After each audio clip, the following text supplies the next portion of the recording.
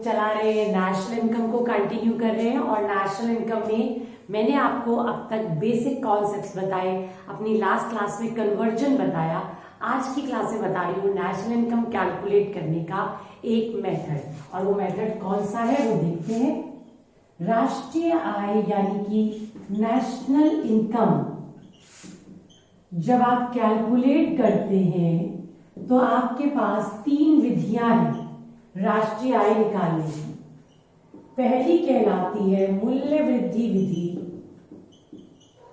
या उत्पाद विधि, या इंग्लिश में बोलूं तो वैल्यू एडेड मेथड या प्रोडक्शन मेथड।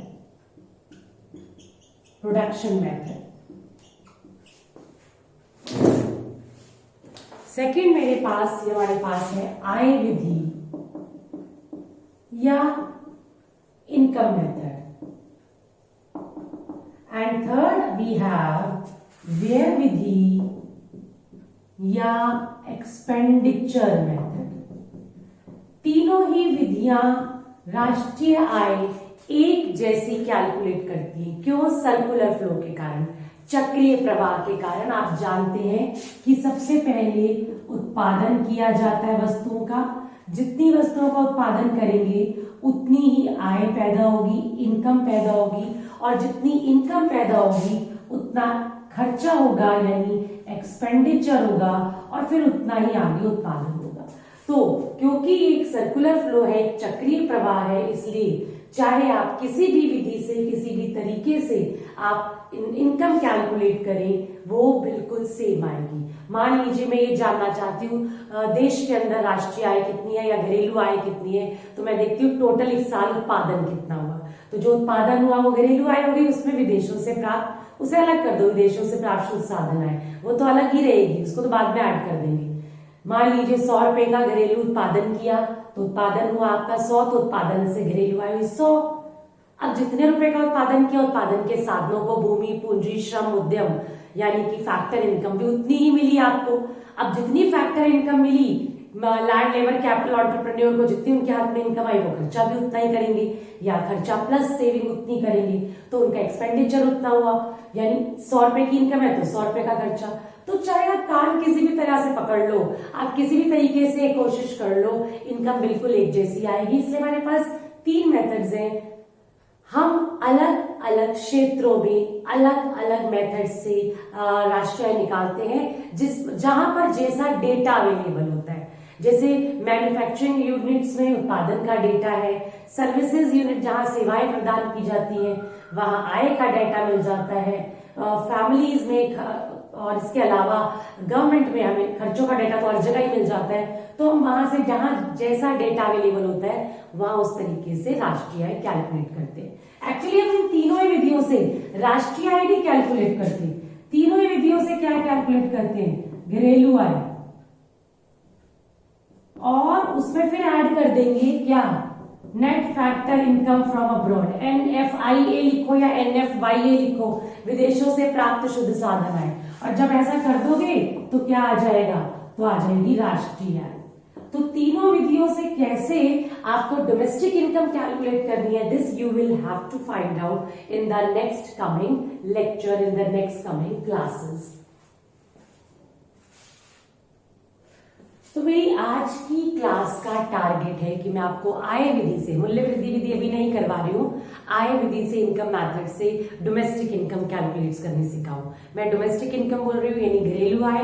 राष्ट्रीय निकालना तो बहुत ही आसान है, बस घरेलू आय आते ही आप उसमें विदेशों से प्राप्त शुद्ध साधन आय ऐड करें, net factor income from abroad add करें, you will get national income. तो that is not a big deal. तो हम स्टार्ट करेंगे किस तरह से आप इनकम मेथड से डोमेस्टिक इनकम कैलकुलेट करते हैं। तो देखिए sir, we are starting with income method, आय विधि।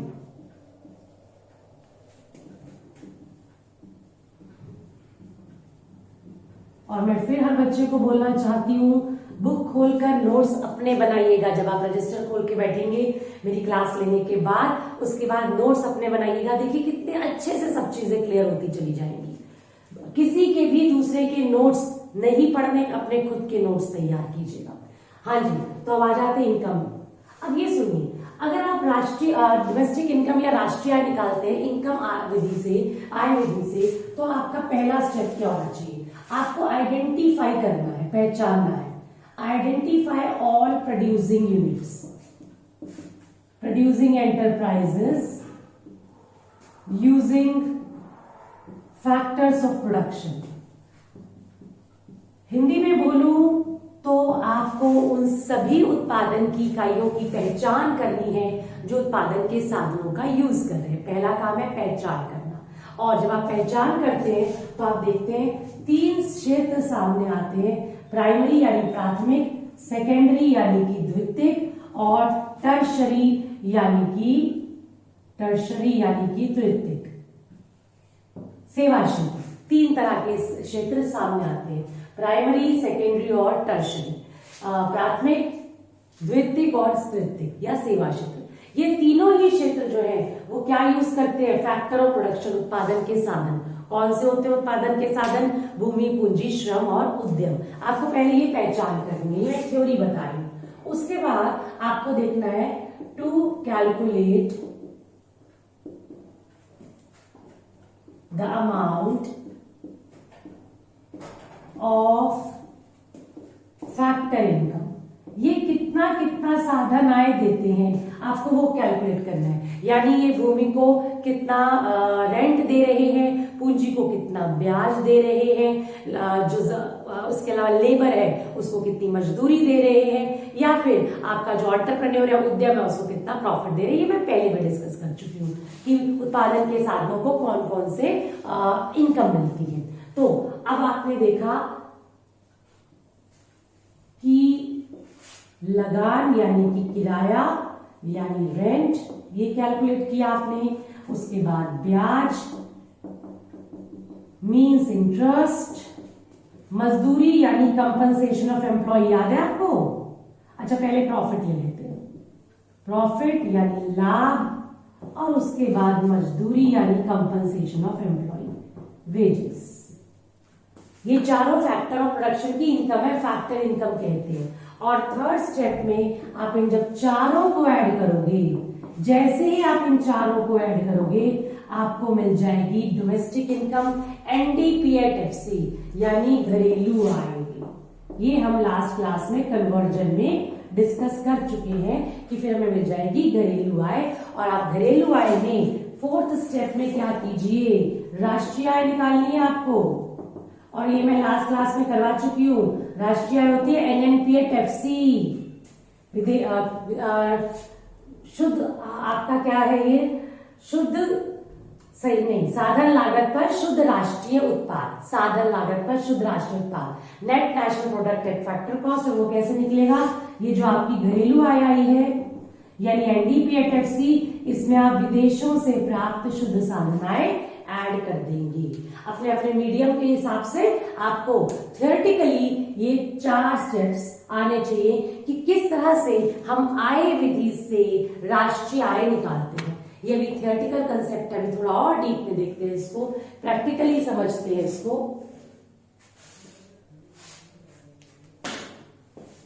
अब देखो जरा, मैंने अभी इसको थियोरेटिकली कॉन्सेप्ट में समझाया, अब प्रैक्टिकली समझे।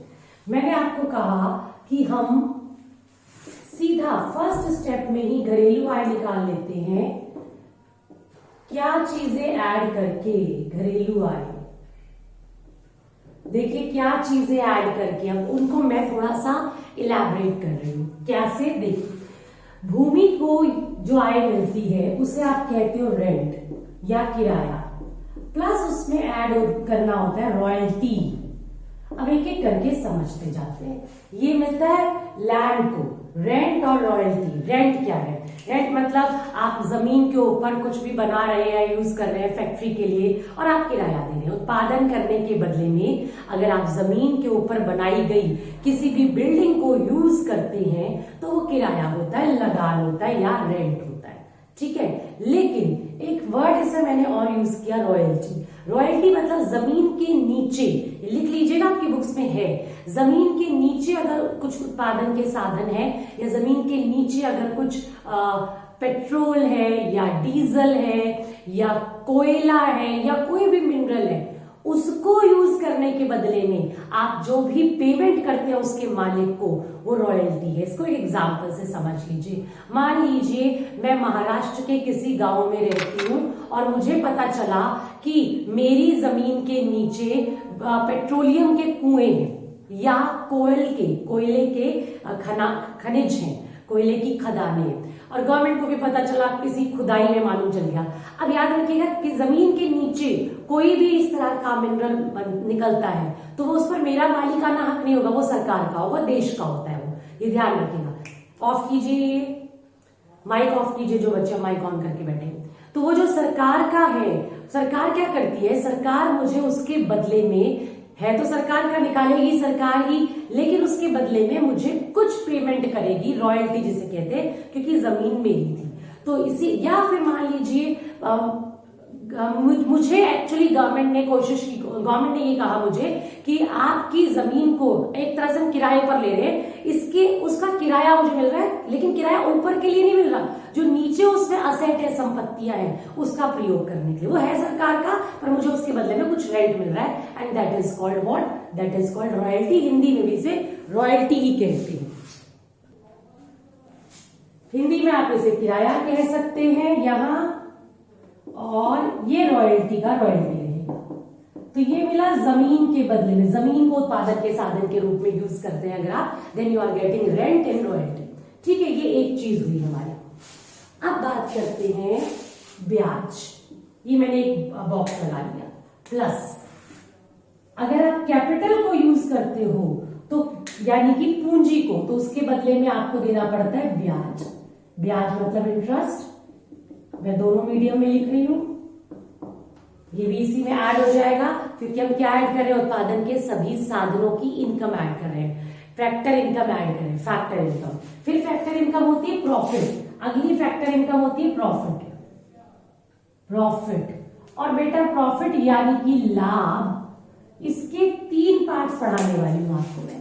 प्रॉफिट किसको होता है, प्रॉफिट होता है कंपनियों को, फर्म को। अब फर्म अपने प्रॉफिट के 3 हिस्से करती है, ध्यान रखना जरा। सबसे पहले वो अपने शेयर होल्डर्स को, सबसे पहले वो गवर्नमेंट को टैक्स देती है, इसे कहते हैं आप कॉर्पोरेट टैक्स या प्रॉफिट टैक्स। निगम कर या लाभ कर भी कहा जाता है। कॉर्पोरेट टैक्स या प्रॉफिट टैक्स, निगम कर या लाभ कर, जो कि मान लीजिए 100 रुपए का प्रॉफिट हुआ किसी फर्म को, तो टैक्स दे दिया 30 रुपए। फिर डिविडेंड, अपने शेयर होल्डर्स को दिया जाता है डिविडेंड। डिविडेंड मतलब लाभांश, लाभ का अंश, लाभांश, डिविडेंड देते। प्रॉफिट के 3 हिस्से होते हैं, और तीसरा हिस्सा वो फर्म अपने पास रखती है, जिसे कहते हैं रिटेन्ड अर्निंग। रिटेन्ड अर्निंग, अवितरित लाभ। बहुत नाम है इसके, मैं 1-2 नाम बोल रही हूं, आप मेरी वीडियो सुनकर नोट कर लीजिएगा। अनडिस्ट्रीब्यूटेड प्रॉफिट भी कहते हैं, अनडिस्ट्रीब्यूटेड प्रॉफिट, अवितरित लाभ को, या saving of private corporate sector. Saving of private corporate sector, निजी क्षेत्र की बचतें, वो भी इसी का नाम है। तीनों को जब आप ऐड करते हैं तो आपको प्रॉफिट मिल जाता है। मान लीजिए आप एक न्यूमेरिकल क्वेश्चन सॉल्व कर रहे हैं और उसके अंदर आपको प्रॉफिट चाहिए, प्रॉफिट नहीं दिया हुआ, आपको दिया हुआ है 2 रुपए का कॉर्पोरेट टैक्स, 2 रुपए का डिविडेंड, 2 रुपए की रिटेन्ड अर्निंग, तो तीनों को ऐड कर दीजिए, 6 रुपए प्रॉफिट हो जाएगा। ऐसे आपको करना है। हाँ, अगर आपको प्रॉफिट दिया हुआ है 6 रुपए का और अलग से रिटेन्ड अर्निंग भी 2 रुपए की दी है, तो फिर इसको कुछ नहीं करना, क्योंकि रिटेन्ड अर्निंग तो ऑलरेडी किसमें शामिल है, प्रॉफिट में शामिल है। मैं क्या बता रही हूं, मैं बता रही हूं आपको फैक्टर इनकम्स कौन कौन सी है, उनके टुकड़े करके बता रही हूं। फैक्टर इनकम मतलब साधन आय। तो पहले मैंने किराया 2 भागों में है, रेंट और रॉयल्टी। रेंट भी लेना है, रॉयल्टी भी लेनी है, फिर ब्याज, फिर प्रॉफिट। और अब बता रही हूं, उधर जगह नहीं है तो नीचे लिख देती हूं मैं, प्लस मजदूरी। अब मजदूरी को हम यहां पर बोलते हैं कंपनसेशन ऑफ एम्प्लॉइज। ये मैं अपने लास्ट क्लासेस में बता चुकी हूं। कंपनसेशन ऑफ एम्प्लॉइज यानी कर्मचारियों का पारिश्रमिक, कर्मचारियों का पारिश्रमिक। और बच्चों इसके बड़े अच्छे कंसेप्ट है, इसको 2 पार्ट्स में डिवाइड करना है। दो भी नहीं बल्कि 3 पार्ट्स में डिवाइड करना है। एक वेजेस इन कैश, दूसरा वेजेस इन काइंड, तीसरा सोशल सिक्योरिटी कंट्रीब्यूशन। यानी कि अगर मैं बोलूं वेजेस इन कैश तो नगद मजदूरी, नगद में मिला पैसा किसी भी रूप में सरकार एम्प्लॉय को अपने मालिक से नगद में जो पैसा मिलता है, बहुत इंपॉर्टेंट है। फिर किस्म में मिला भुगतान, किस्म में भुगतान भी बताते हैं अभी। और तीसरा सामाजिक सुरक्षा अंशदान, सामाजिक सुरक्षा अंशदान। इसको समझे जरा। नगद में मजदूरी का मतलब जैसे, अब इसके एग्जाम्पल किताब में बहुत सारे, ध्यान से देखिएगा। जैसे आपको मजदूरी मिली, बोनस मिला आपको, बोनस भी इसी का पार्ट आ जाता है, कमीशन मिली आपको, कैश में कुछ भी आपको मतलब एम्प्लॉय को अपने एम्प्लॉयर से, नियोक्ता से, एक मजदूर को जो भी कैश में मिलेगा वो इस वेजेस इन कैश में आएगा। लेकिन इसमें ध्यान रखिएगा कि शामिल नहीं होती दो चीजें, एक एंटरटेनमेंट अलाउंस, एंटरटेनमेंट अलाउंस, और दूसरा ट्रैवल अलाउंस, ट्रैवलिंग अलाउंस। ये शामिल नहीं होते। एंटरटेनमेंट अलाउंस और ट्रैवलिंग अलाउंस ये दोनों शामिल नहीं होते इसके अंदर। ट्रैवलिंग अलाउंस मतलब आने जाने के लिए किराया दिया, और एंटरटेनमेंट अलाउंस का मतलब होता है जैसे मान लीजिए आप किसी बड़ी ज्वेलरी शॉप में काम करते हैं और वहां पर बड़ी ज्वेलरी शॉप में जब कस्टमर्स क्लाइंट्स आते हैं तो उन्हें चाय पानी ठंडा पूछा जाता है और उन्हें सर्व भी किया जाता है। तो उसके बदले में जो मैनेजर होता है, फ्लोर का मैनेजर होता है, उसे हर महीने के 10,000 रुपए दिए जाते हैं कि जो भी आप कोल्ड ड्रिंक सर्व करेंगे या कॉफी सर्व करेंगे उसका पैसा है ये वो कस्टमर पर ही खर्च होगा। तो वो एंटरटेनमेंट अलाउंस होता है, तो वो भी शामिल नहीं होगा वेजेस इन कैश में। और ट्रैवलिंग अलाउंस भी शामिल नहीं होगा। जैसे मान लीजिए एम्प्लॉय को कहीं बाहर काम से भेजा गया, बिजनेस के काम से, और वहां उसका 2,000 रुपये आना जाना खर्च हो गया, उसे 2,000 रुपये दे दिया गया, तो वो ट्रैवलिंग अलाउंस यात्रा भत्ता भी उसमें शामिल नहीं होता। यात्रा भत्ता भी किसमें शामिल नहीं होता? शामिल नहीं होता, नॉट इंक्लूडेड लिखा है, ध्यान रखना। आप भी लिख लेना not included wages in cash में। बाकी सब नगद में जो मिलेगा शामिल होगा, लेकिन ये दोनों चीजें शामिल नहीं होती है, इसे आपको ध्यान रखना है। फिर वेजेस इन काइंड आता है किस्म में भुगतान। अब किस्म में भुगतान क्या है? जैसे रहने के लिए फ्री घर मिल गया, जैसे यूनिफॉर्म मिल गई। आप देखते हैं जितने भी गार्ड्स होते हैं या पुलिस पर्सन होते हैं या ऐसे जिनको यूनिफॉर्म पहननी जरूरी होती है, उन्हें फ्री ऑफ कॉस्ट यूनिफॉर्म मिलती है अपने एम्प्लॉयर से, अपने नियोक्ता से, तो वो भी इसका पार्ट है। आने जाने के लिए मान लीजिए कार मिल गई या आने जाने के लिए बस सर्विस मिल गई, खाने के लिए वहां पर लंच मिल गया, जैसे कॉर्पोरेट सेक्टर में lunch free of cost, coffee free of cost provide होती है, तो वो वेजेस इन काइंड हो जाती है, किस्म में भुगतान हो जाता है। इसके अलावा मेडिसिन वगैरह मिल रही है, हॉस्पिटल की सर्विसेज मिल रही है फ्री ऑफ कॉस्ट अपने नियोक्ता से, अपने एम्प्लॉयर से, अपनी कंपनी से, तो वो भी किस्म में भुगतान है, वो कंपनसेशन ऑफ एम्प्लॉय का पार्ट होता है। और उसके बाद है सोशल सिक्योरिटी कंट्रीब्यूशन, बहुत इंपॉर्टेंट है। यानी कि इन दोनों के अलावा भी अगर कोई मालिक, कोई नियोक्ता, कोई एम्प्लॉयर अपने एम्प्लॉय के लिए कुछ एक्स्ट्रा हेल्प बेनिफिट देता है, फॉर एग्जाम्पल उसका मेडिक्लेम करा देता है। मेडिक्लेम आप सब समझते हैं कि मान लीजिए आप एम्प्लॉय बीमार पड़ गया, उसका जो खर्चा आएगा वो उसे मेडिकल कंपनी देगी, मेडिकल इंश्योरेंस कंपनी देगी, पर उस मेडिक्लेम का प्रीमियम कौन भरेगा? उसका हर साल का प्रीमियम होता है, वो उसका मालिक भरेगा, नियोक्ता भरेगा। तो मेडिक्लेम करा दिया तो सामाजिक सुरक्षा अंशदान हो गया, समाज में रहने के लिए उसको थोड़ा फायदा मिल गया, बेनिफिट मिल गया। इसके अलावा अगर उसका लाइफ इंश्योरेंस करवा दिया कि एम्प्लॉय की डेथ के बाद उसकी फैमिली को कुछ पैसा मिल जाए, या फिर उसको उसकी रिटायरमेंट के बाद पेंशन मिलती है, ग्रेच्युटी मिलती है, इस तरह की चीजें सामाजिक सुरक्षा अंशदान का पार्ट होती है। पर याद रखिए इसमें बहुत खास है, आपको घुमा देते हैं, कभी कभी ऐसे लिखते हैं life insurance premium paid by employ, यानी कि एम्प्लॉय ने खुद का बीमा कराया, वो नहीं आएगा इसमें, वो ध्यान रखना है। Life insurance premium paid by employer, नियोक्ता ने एम्प्लॉय का बीमा कराया, वो इसमें शामिल होता है। तो आपके सामने देखिए नेशनल इनकम घरेलू आय एक्चुअली निकालने के लिए मैंने एनडीपेट-एफसी के कितने सारे टुकड़े किया है। पहले मैंने रेंट के 2 पार्ट, रेंट और रॉयल्टी दोनों ही शामिल होंगे, फिर इंटरेस्ट, फिर प्रॉफिट के हमने 3 पार्ट देखे, निगम कर, लाभांश और वितरित लाभ, फिर वेजेस मजदूरी को हमने कंपनसेशन ऑफ एम्प्लॉय लिखा और उसमें 3 हिस्से किए, wages in cash, wages in kind और सोशल सिक्योरिटी कॉन्ट्रीब्यूशन। इनके एग्जांपल्स आपको बिल्कुल जो मैंने बताए हैं वो किताब में मिलेंगे और एग्जांपल्स ही ऐड ऑन करने हैं आपने। जब आप इन सभी चीजों को ऐड करेंगे, जो आप देख रहे हैं 1 2 3 4 5 6 7 8 9, जरूरी ये दिए हो पर फिर भी 7 8 9 इन सभी चीजों को ऐड करेंगे। इसमें एक और चीज मैं भी ऐड ऑन करने वाली हूँ, 10th चीज भी ऐड करने वाली हूँ, तो आपको मिलेगा घरेलू आय यानी कि एनडीपेट-एफसी।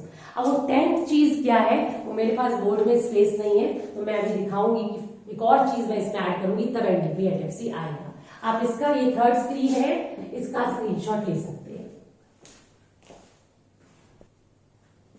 तो मैंने कहा इसके अंदर एक और आइटम है, तो अब थोड़ा शॉर्टकट करके बताती हूँ ताकि सभी आइटम्स, रेंट, किराया, रॉयल्टी को रॉयल्टी ही कहेंगे हिंदी में भी, प्लस प्रॉफिट के तीनों part, dividend plus corporate tax या प्रॉफिट टैक्स यानी कि लाभ कर या निगम कर। मैं इसलिए दोनों मीडियम में बोलती हूँ कि एक मीडियम में लिख लूंगी तो दूसरा मीडियम वाला समझ जाएगा, वो अपने मीडियम में लिख लेगा। प्लस रिटेन्ड अर्निंग या अनडिस्ट्रीब्यूटेड प्रॉफिट, ये प्रॉफिट के 3 पार्ट हो गए, प्लस कंपनसेशन ऑफ एम्प्लॉइज, एक ही इकट्ठा लिख रही हूं, तीनों पार्ट नहीं लिख रही, और प्लस में हम ऐड करते हैं वो जो मैं भी छोड़ चुकी थी, देखिएगा, mixed income of self employed, Hindi में भी लिख रही हूं स्वनियोजितों की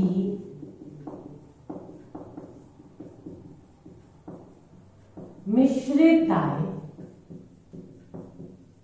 स्वनियोजितों की मिश्रित आय। अब ये क्या चीज है, इस पर 3 मार्क में क्वेश्चन बनता है कि क्या है सेल्फ एम्प्लॉयड मिक्स्ड इनकम या स्वनियोजितों की मिश्रित आय।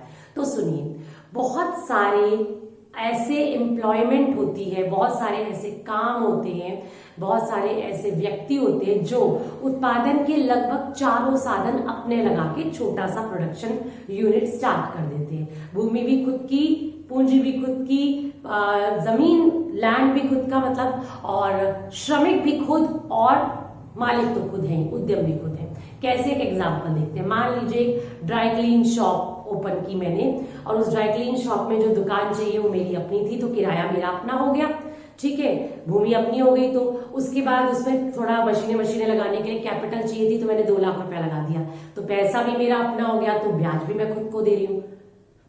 As a labour, as a manager, as a dry cleaner भी मैं खुद ही काम करती हूँ, मुझे आता है ड्राई क्लीन करना, तो वो भी मैं खुद काम करती हूँ। तो लेबर भी मैं हो गई, तो कंपनसेशन एम्प्लॉय मेरा हो गया, पारिश्रमिक भी मेरा हो गया, और ओनर तो मैं हुई, मालिक तो मैं हुई, तो प्रॉफिट भी मेरा।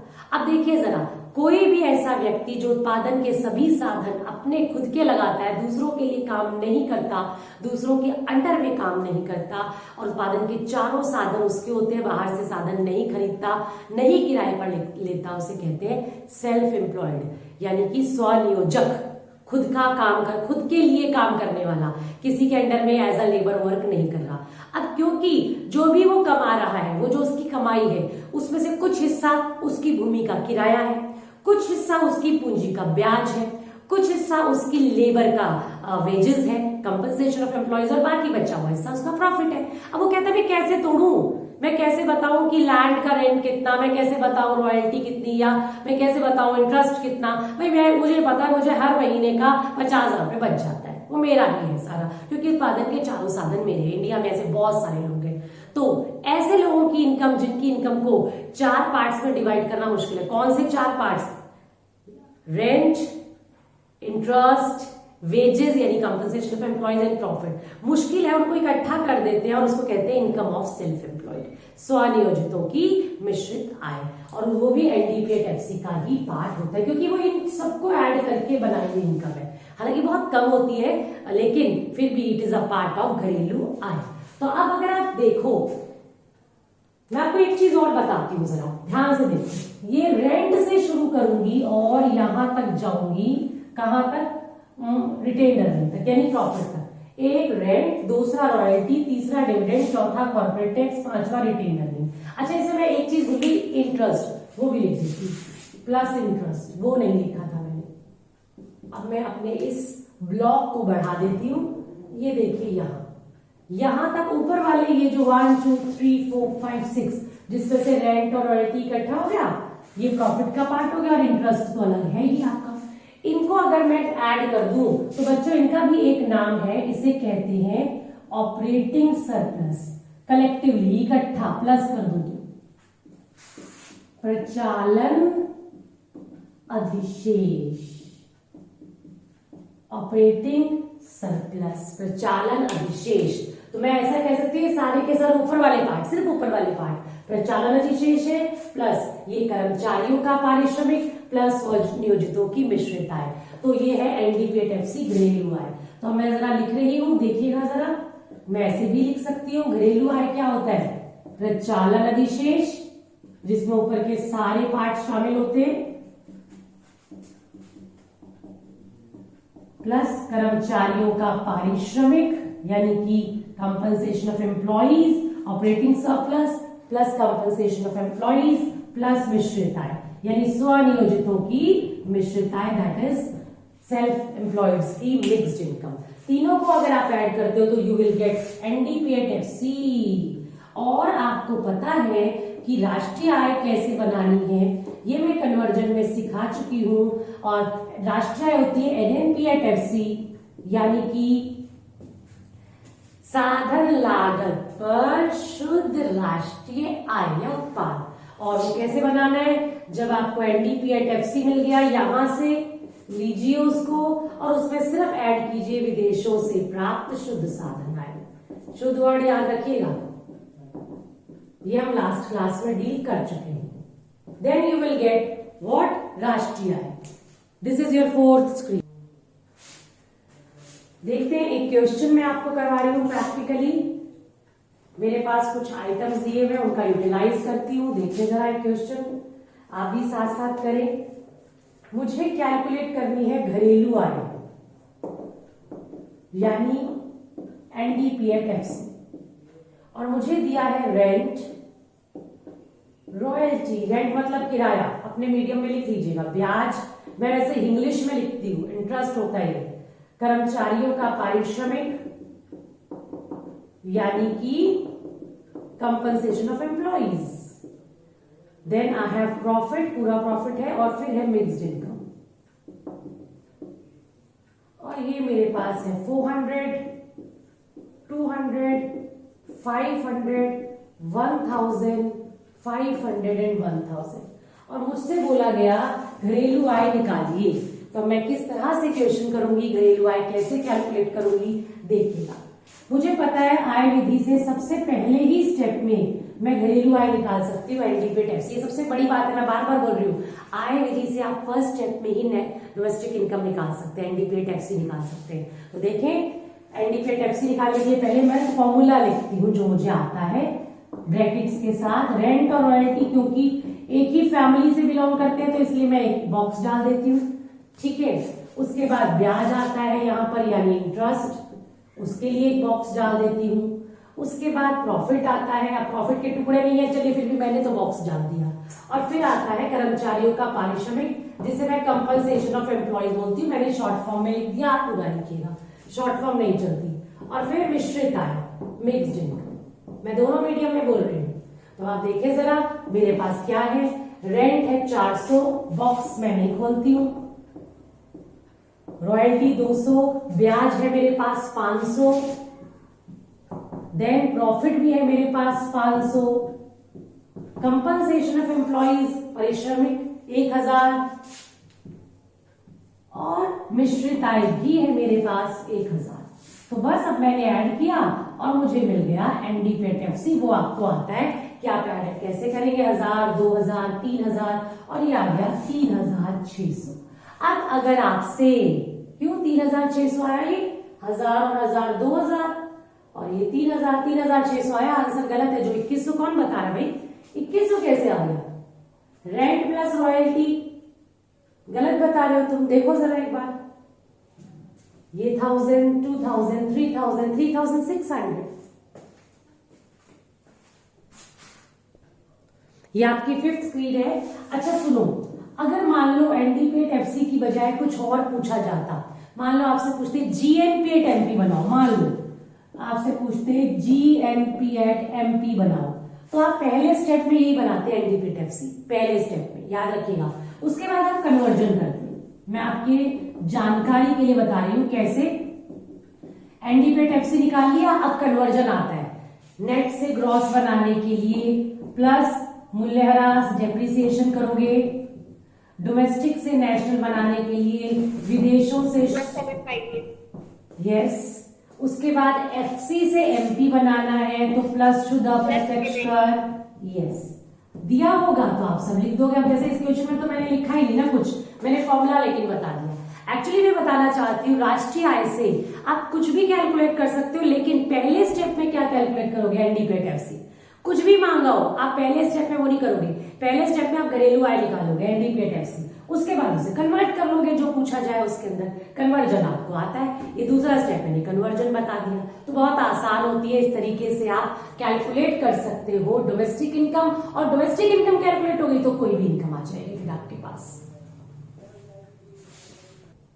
हाँ जी, क्वेश्चन कहता है प्रचालन अधिशेष यानी ऑपरेटिंग सरप्लस निकालो। आपको गिवन है एनडीपेट-एफसी, घरेलू आय, वेजेस दिए, मजदूरी दी है, कैश में नगद मजदूरी दी हुई है, आपको सामाजिक सुरक्षा अंशदान दिया और फ्री यूनिफॉर्म यानी किस्म में मजदूरी। फ्री यूनिफॉर्म मतलब किस्म में, कैश वेजेस इन काइंड, मिश्रित आय यानी मिक्स्ड इनकम दी हुई है और ब्याज मतलब इंटरेस्ट दिया है। अब मुझे क्या करना है, ऑपरेटिंग सरप्लस निकालना है। तो जरा एक फॉर्मूला लिखती हूँ मैं, फॉर्मूले के बेस पर ही बनाते हैं, सीधा नहीं निकालते प्रचालन अधिशेष। मुझे पता है एनडीपेट-एफसी क्या होता है, मैंने अभी थोड़ी देर पहले बताया था कि अगर मैं इसको ऐसे लिखूं तो भी ठीक है कि ऑपरेटिंग सरप्लस यानी प्रचालन अधिशेष प्लस कंपनसेशन ऑफ एम्प्लॉइज यानी कर्मचारियों का पारिश्रमिक प्लस मिक्स्ड इनकम है ना। तो ऑपरेटिंग सरप्लस में क्या आता है, वो आता है रेंट, रॉयल्टी, मैंने बताया था रेंट, रॉयल्टी, ब्याज और प्रॉफिट के तीनों हिस्से, रेंट, रॉयल्टी, ब्याज, प्रॉफिट के तीनों हिस्से। तो अब जरा देखते हैं ऑपरेटिंग सरप्लस निकालना है, लेकिन मेरे पास एनडीपेट-एफसी 5000 है, मैं ओएस लिख देती हूँ, ऑपरेटिंग सरप्लस प्रचालन शेष as it is. Compensation of employ में वेजेस इन कैश 1000, मैं पहले लिखती हूँ वेजेस इन कैश, वो इसमें आएगा, प्लस सामाजिक सुरक्षा अंशदान, सामाजिक सुरक्षा अंशदान और प्लस फ्री यूनिफॉर्म, ये वेजेस इन काइंड है, और फिर mixed income plus mixed income. तो अब आप देखें 5000, ऑपरेटिंग सरप्लस नहीं पता तो इज इक्वल्स टू ऐसे ही, वेजेस इन कैश आपके पास कितना है 1000, सामाजिक सुरक्षा अंशदान 500, यूनिफॉर्म भी 500, और मिक्स्ड इनकम कितनी है आपकी, वो है 1000। जब मैं ऐड करती हूं और कैलकुलेट करती हूं तो मेरे पास ऑपरेटिंग सरप्लस आ जाएगा, ये हो गया 2 और 1 3, 5000 में से 3000 माइनस किया, प्रचालन अधिशेष 2000। अब कुछ बच्चों के दिमाग में आएगा मैंने ब्याज यूज नहीं किया, एज इट इज रहने दिया। बिल्कुल मैंने ब्याज यूज नहीं किया, क्यों, क्योंकि प्रचालन अधिशेष में ब्याज ऑलरेडी शामिल होता है। तो अगर मैं प्रचालन अधिशेष पूरा कैलकुलेट कर रही हूं तो मुझे ब्याज का या प्रचालन अधिशेष के और किसी पार्ट का यूटिलाइजेशन नहीं करना, इसलिए इसको लीव कर दिया, इसका यूटिलाइजेशन नहीं किया। जिस तरह से मैंने चालनाधिशेष इस क्वेश्चन में कैलकुलेट किया है, एग्जैक्टली ऐसे ही आप कंपनसेशन ऑफ एम्प्लॉय भी अगर डेटा गिवन है अलग तरीके से आप कैलकुलेट कर सकते हैं। और अब मैं करवा रही हूं आय विधि से अगर हम राष्ट्रीय आय निकालते हैं तो उसमें क्या सावधानियां ध्यान रखनी है। What precautions have to be taken while calculating national income by income method? यानी कुछ चीजों का, कुछ कॉन्सेप्ट्स का ध्यान रखना है, कुछ को इंक्लूड नहीं करना नेशनल इनकम निकालते समय। कौन सी विधि से? आय विधि से। बहुत इंपॉर्टेंट है, तो जरा देखें कि क्या चीजें हम इंक्लूड करते हैं, क्या चीजें नहीं करते। ठीक है, और बीच बीच में जो बच्चे प्रॉब्लम्स पूछ रहे हैं वो बाद में पूछेंगे, मैं पहले कंसेप्ट कर क्लियर करा दूं। तो स्टार्ट कर रही हूं मैं कि कौन सी प्रिकॉशंस लेते हैं हम, यानी सावधानियां। Precautions while calculating national income by income method. आप चाहे national income method, national income बोलो या डोमेस्टिक इनकम बोलो, घरेलू आय बोलो या राष्ट्रीय आय बोलो, एक ही बात है। और आप क्या देख रहे हो? आप कर रहे हो सावधानियां ध्यान में कौन सी रखनी है। तो मैं एक एक करके थोड़ा थोड़ा पॉइंट बताती हूं।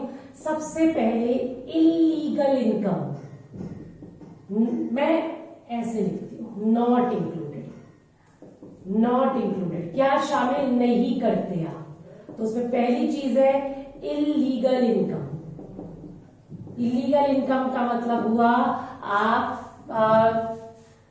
कोई भी ऐसी इनकम शामिल नहीं करते जो कि सरकार के द्वारा गैर कानूनी है, जैसे तस्करी से, स्मगलिंग से, कालाबाजारी से, चोरी से, गैम्बलिंग से, जुआ से, सट्टा से।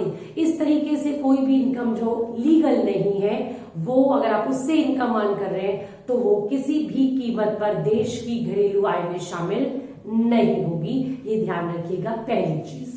दूसरी चीज यानी गैर कानूनी आय वो शामिल नहीं होगी, नॉट इंक्लूडेड में लिखा है मैंने। उसके अलावा हस्तांतरण आय यानी ट्रांसफर इनकम। अगर हमें किसी तरह की आर्थिक सहायता, सब्सिडी मिली है, हेल्प मिली है, दान मिला है, कोई भी ऐसी इनकम जो हमें बिना कमाए हमारे देश को या हमें मिली है, वो भी शामिल नहीं होती घरेलू आय में, क्योंकि घरेलू आय का मतलब साधन आय, काम करके मिलने वाली इनकम। भीख में मिली इनकम नहीं, वो शामिल नहीं होगी। यानी जो सिर्फ आपने प्राप्त की है वो आपको इसमें नहीं ऐड करनी है, जो आपने कमाई है, अर्न की है, वो ऐड करनी है। इस बात को ध्यान रखना है। इसके अलावा income by selling second hand goods. Second hand goods मतलब पुरानी वस्तुओं को बेचकर जो इनकम मिली, जैसे पुराना फर्नीचर पड़ा था घर में, आपने बेच दिया, 2000 रुपए आपको मिल गए, वो इसमें शामिल नहीं होगा। क्यों? क्योंकि उनका उत्पादन इस साल में नहीं हुआ। हम सिर्फ उन्हीं चीजों को शामिल करते हैं डोमेस्टिक इनकम या नेशनल इनकम में जिनकी प्रोडक्शन इस साल हुई हो। ये तो पुरानी जब बनी थी उस समय शामिल हो गया था। मान लीजिए फर्नीचर आपने आज से 10 साल पहले 10,000 रुपए का खरीदा था, तो तब ये घरेलू आय में शामिल हो चुका है जिसने भी बेचा होगा। अब तो आप क्या कर रहे हो? सिर्फ ओनरशिप ट्रांसफर कर रहे हो। वर्ड देखिए क्या बोला मैंने, ओनरशिप ट्रांसफर कर रहे हो। मालिकाना हक केवल वो ट्रांसफर कर रहे हो, वस्तु नहीं बनी है। 20 बार बेचोगे एक साल में तो क्या 20 बार शामिल हो जाएगी? नहीं, पुरानी वस्तुओं को बेचने से मिली हुई इनकम शामिल नहीं होती। पर याद रखिएगा क्या शामिल होता है इससे रिलेटेड? इंक्लूडेड कमीशन या brokerage in selling old goods, second hand goods. ये बड़ा खास है, सुनना जरा। आपने पुराना फर्नीचर 2000 रुपए का बेचा, उससे जो इनकम मिली आपको वो तो शामिल नहीं होगी घरेलू आय में। लेकिन जिस पर्सन ने, एक पर्सन उसका काम ही है पुराना सामान खरीदना और बेचना, तो जिस पर्सन OLX आपको पता है OLX से पुरानी चीजें खरीदी बेची जाती हैं। OLX ने अपनी कमीशन ले ली उस पे 100 रुपया। अब OLX की कमीशन शामिल होगी पुरानी वस्तुओं को बेचने में जो उसने कमाई। क्यों? क्योंकि उसने तो अपनी मेहनत नई की, ताजी की। मेहनत का मतलब उसने अपनी सर्विसेज, सेवाएं दी, और वो जब भी एक वस्तु को चाहे 100 बार बेचे, 100 बार नए कस्टमर से बात करेगा, मेहनत करेगा, उन्हें समझाएगा, बुझाएगा, तो उसकी सेवा हर बार नई होगी। इसलिए वो जो पुरानी वस्तुओं को बेचने में सेवाएं प्रदान कर रहा है, उससे जो भी कमीशन मिल रही है, उस एजेंट की कमीशन तो हर बार शामिल होगी ही। ये इंपॉर्टेंट है। और क्या शामिल नहीं होगा? Income from sale of financial assets. Financial assets का मतलब होता है वित्तीय संपत्तियां, शेयर्स, म्यूचुअल फंड। अगर आप किसी कंपनी के शेयर आपके पास पड़े हैं और आप उन शेयर्स को बेचते हैं, अपनी इन्वेस्टमेंट को बेचते हैं और उसके बदले में आपको इनकम मिलती है, तो वो भी शामिल नहीं होगी डोमेस्टिक इनकम में। क्यों नहीं होगी? क्योंकि ये वित्तीय संपत्तियां सिर्फ एक ओनरशिप का ट्रांसफर है। किसी भी वित्तीय संपत्ति से उत्पादन में, प्रोडक्शन में डायरेक्ट कोई योगदान नहीं मिलता, डायरेक्ट कोई कंट्रीब्यूशन नहीं मिलता। मान लीजिए मैंने किसी कंपनी के शेयर खरीदे थे और मैंने उन्हें पैसा दिया था, तो उस पैसे से उन्होंने बिल्डिंग खरीदी, मशीन खरीदी, कच्चा माल खरीदा, उत्पादन किया, लेकिन शेयर से कोई उत्पादन नहीं हुआ। इसलिए कोई भी वित्तीय संपत्ति अगर आप बेच रहे हैं और उससे आपको इनकम मिल रही है, तो क्योंकि वो डायरेक्टली उत्पादन में किसी तरह का कोई कंट्रीब्यूशन नहीं दे रहा, इसलिए उसे नेशनल इनकम या डोमेस्टिक इनकम में शामिल नहीं किया जाता। इस बात को ध्यान रखें। और किसे शामिल नहीं किया जाता? और शामिल नहीं किया जाता कुछ टैक्सेस को, जैसे गिफ्ट टैक्स, वो शामिल नहीं किया। उपहार कर शामिल नहीं किया जाता। वेल्थ टैक्स,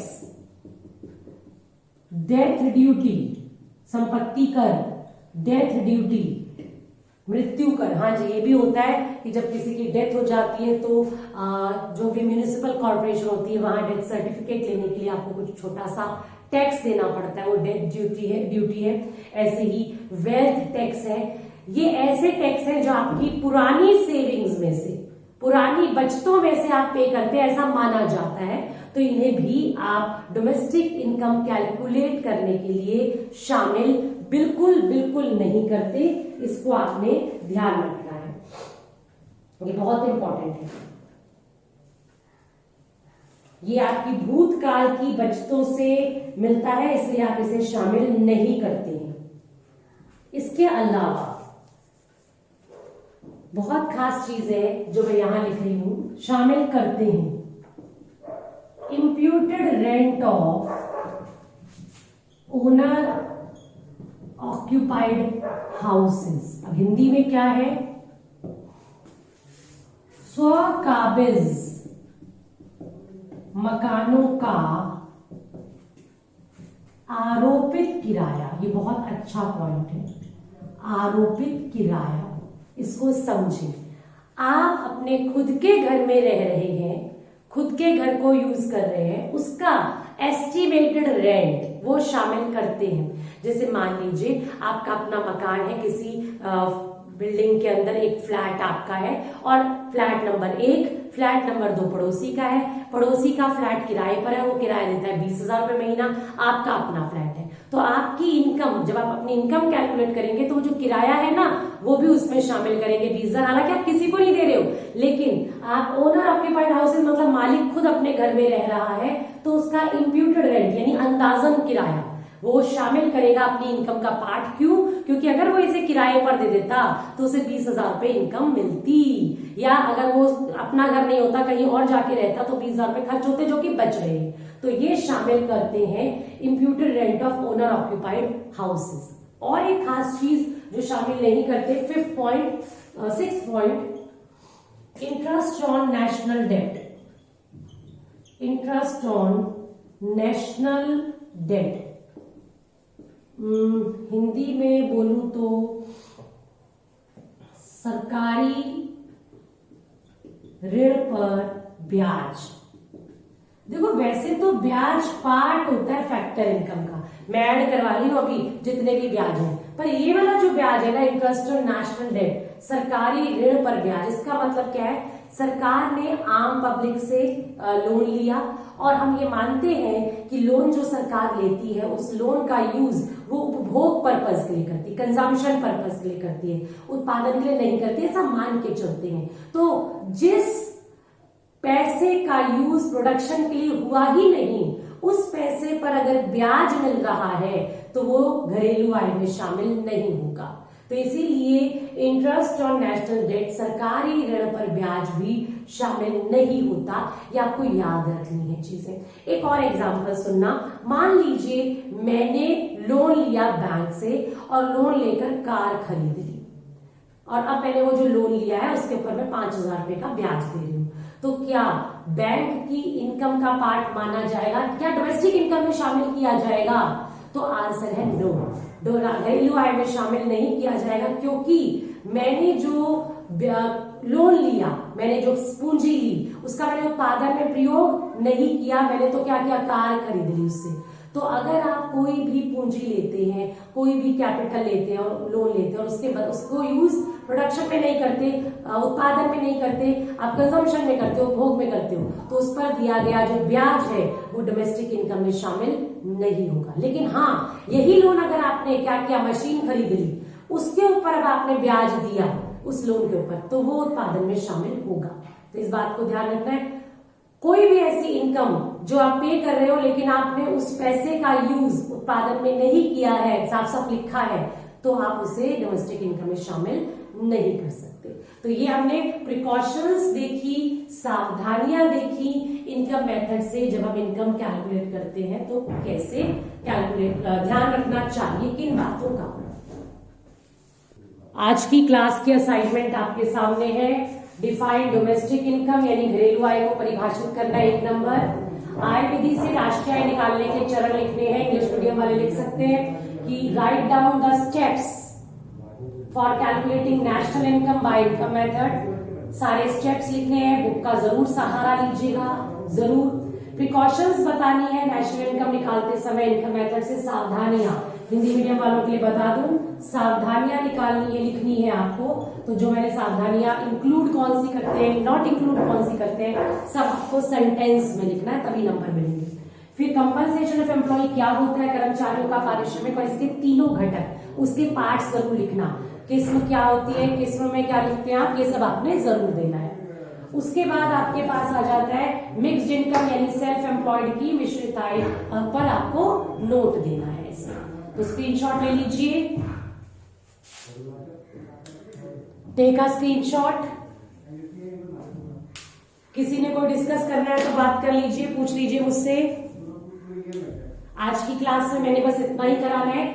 यहां पर आपकी कंप्लीट होती है आय विधि, इनकम मेथड खत्म होता है। नेक्स्ट मैं कुछ क्वेश्चंस भी भेजूंगी इनकम मेथड के, 12th ए और बी को भेजूंगी, आप सी में भेज दीजिएगा। और नेक्स्ट क्लास में मैं करवाऊंगी एक्सपेंडिचर मेथड, वैल्यू एडिड सबसे एंड में कराऊंगी। Next class expenditure method. तो लीव कर सकते हैं क्लास।